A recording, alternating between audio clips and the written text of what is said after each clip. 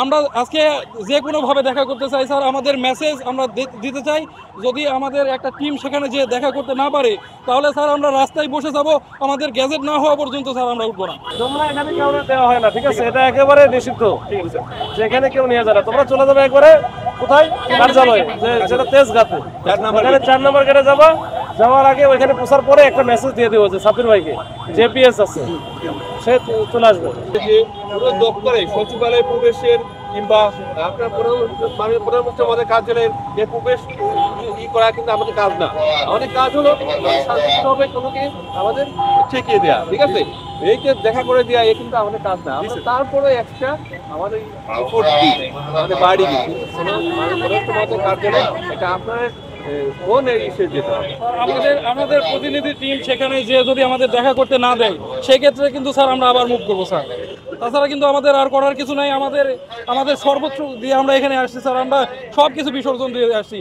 আমাদের এখন একটাই আসছে স্যার, আমাদের গ্যাজেট লাগবে। আমরা 3 মাস ধরে অপেক্ষা করতেছি স্যার, আমরা 4 বছর ধরে পরীক্ষা দিয়েছি। 4 বছরের পরীক্ষার ফল যদি আমরা না ভোগ করতে পারি স্যার, আমাদের আমরা 1 বছর ধরে বিভিন্ন মানে ভাইবা ছিল, ভাইবাতে অ্যাটেন্ড করি নাই, বিভিন্ন চাকরি পেয়েছে, চাকরিতে জয়েন করে নাই। একজনের হক আমরা নষ্ট করব না, একজনের রিজিক আমরা নষ্ট করব না, সেখানে আমরা আজকে বঞ্চিত হচ্ছি স্যার।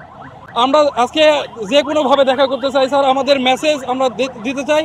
যদি আমাদের একটা টিম সেখানে যে দেখা করতে না পারে, তাহলে স্যার আমরা রাস্তায় বসে যাব, আমাদের গ্যাজেট না হওয়া পর্যন্ত স্যার আমরা উঠবো না। স্যার এখানে আপনারা জানেন স্যার, এটা ছিল স্যার 2020 সালের সার্কুলার। 2020 সালের সার্কুলার করোনাকালীন এই সময়টা কাটিয়ে উঠে আমরা প্রায় 4 বছরের বেশি সময় ধরে স্যার এটা পার করেছি স্যার। এরপর 2023 সালে 26শে ডিসেম্বর আমাদের প্রথম এটা সুপারিশপ্রাপ্ত হয়েছে। এরপরে মধ্যখান থেকে 2024 একটা সাল চলে গেছে, একটা বছর পুরো একটা 365 দিন চলে গেছে, আমরা টেরই পাই নাই স্যার। এরপরে আমরা গেজেট পেলাম 15 অক্টোবর 2024-এর 15 অক্টোবর প্রথম গেজেট পেলাম স্যার। এবং বর্তমান গভর্নমেন্টই এটা ভেরিফিকেশনের মাধ্যমে আমাদের গেজেট দিয়েছে স্যার। এখানে আমাদের ম্যাক্সিমামটাই সেই গেজেটে অন্তর্ভুক্ত ছিলাম স্যার। আমরা সেখানে আমাদের উল্লেখ ছিল আমাদের যোগদানের তারিখ হচ্ছে 17 নভেম্বর।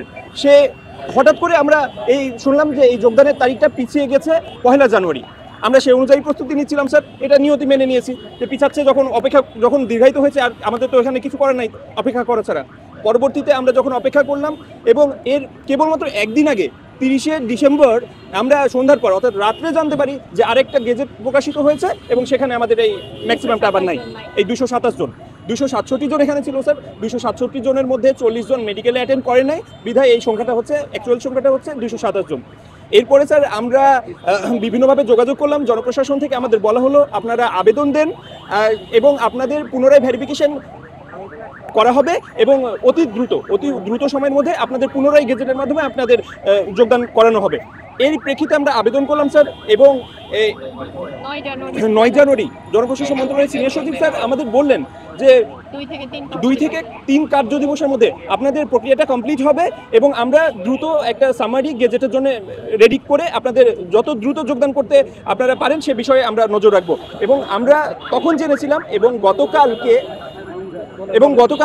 গতকাল আমরা জনপ্রশাসনে আবার গেছিলাম, অর্থাৎ 19 মার্চ যে আমরা আবার গেছিলাম, সেখানেও আমরা জানতে পেরেছি যে 19 জানুয়ারি আমাদের একটা সামারি জনপ্রশাসন থেকে চিফ অ্যাডভাইজার স্যারের, মাননীয় চিফ অ্যাডভাইজার স্যারের দপ্তরে চলে গেছিল। কিন্তু সেই মানে আমরা অতীব জরুরি ফাইল কি করে স্যার এর মার্চ মাসের 20 তারিখ হয়ে যায়, এখন পর্যন্ত দেখা নাই কেন স্যার? এই কারণে আমরা এখানে উপস্থিত হয়েছি। না আমরা চাচ্ছি স্যার, জি স্যার, আমরা চাচ্ছি যে আমাদের যে গেজেটটা এখন পর্যন্ত আটকে আছে এই বিষয়ে আরেকবার প্রধান উপদেষ্টা মহোদয়ের বরাবর স্মরণ করিয়ে দিতে এবং একটা স্মারকলিপি প্রদান করতে চাই, যাতে আমাদের বিষয়টা অতি দ্রুত উনি নজরে এনে আমাদের এই সমস্যার সমাধানটা করেন।